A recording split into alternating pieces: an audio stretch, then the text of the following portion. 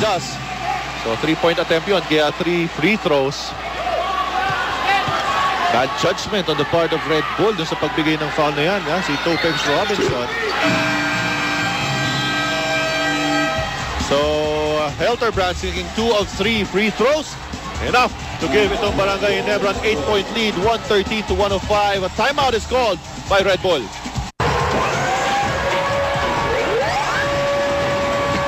Alright, welcome back mga kaibigan to that minute and 2 remaining sa ating fourth quarter. It's well in control. They have an 8-point lead. And pero bola po, babalik muna dito sa Red Bull. And this is one guy also that started things off para dito sa Barangay Ginebra, si Eric Beng, 24 points. At siya na nga po ang ating feature sa ating Grand Matador, Brandy Blazing Player. Ating Blazing Player ay atin sa inyo ng Grand Matador Brandy. Tuloy ang init. 24 points, a new conference high para dito kay Eric Beng. Uy, advance happy 3 Kings, Peter. Oo, yan yung mga players natin. 29 tonight for JJ Helterbrand. Nearing his conference high of 34. Ano? At ito, conference high na si Eric. And all in the second half. 13 points para kay Mark Macapagal. Some crucial 3-point shots para kay Macapagal. Actually, at dalawa sa fourth quarter.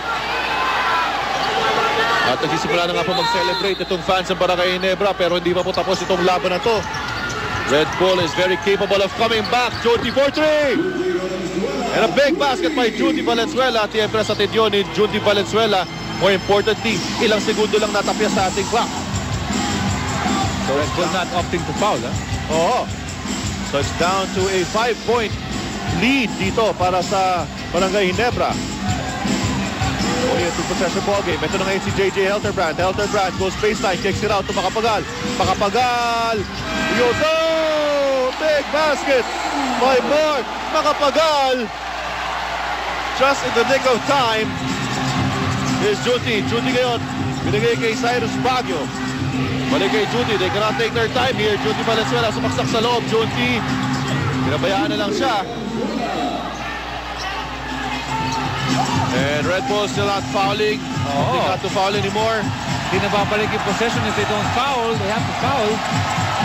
Wala na nga. And JJ Helterbrand just dribbling the time away. And ito pong Barangay Ginebra is on their way to nailing back-to-back victories only for the second time this conference.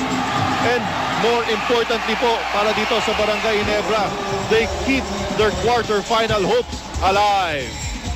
Samantala naman, itong Red Bull will go down to 9-7.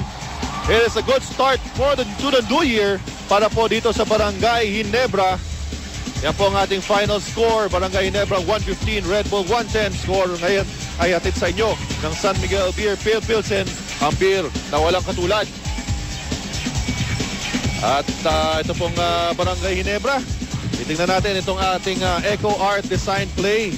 Ay, ito yung maganda pa ni Junti at saka ni Topex. That was our Echo Art Design Play of the game. Brought to you by Unlimited by Mark Echo. That happened back in the second quarter, which was a quarter of Red Bull, pero hindi nga po sila nagtagumpay. Ito naman ang ating Gatorade Game Turning Point. Ito yung huling tira ni Mark Macapagal. Kani-kanina lang yan. Oo, that was our Game Turning Point brought to you by Gatorade. Is it in you? And that settled the final score. And our best player of the game, Peter? Time and again, pinuntahan nila ito si JJ Helterbrand. Hindi pa rin yan yung conference high. 34 ang conference high, but enough already to get 8 and snatch this win from the Red Bull Barako squad. What a way to start the new year dito po sa BBA. Kanina po, nagwagi ang Alaska. Ngayon po, nagwagi naman ang Barangay Ginebra. Ito po ang ating Revicon Forte, lakas na di umaayaw moment. Atin sa inyo ng Revicon Forte para sa lakas na di umaayaw. At nakita niyo nga po dyan si Topex Robinson. Paalala lang po namin sa inyo on Sunday, tuloy po aksyon, PBA tip-off at 4 p.m. And first game po natin, Pure Foods versus Coca-Cola. Second game, Santa Lucia goes up against the Magnolia Beverage Masters sa Araneta Coliseum po yan. At siya na po magtatapos ang aming coverage for the first playing day of PBA for the new year. In behalf of Eric Reyes, Joy De La Rey, My partner Peter Martin, ako po si Richard Del Rosario. Thank you very much for watching. Happy New Year, everyone!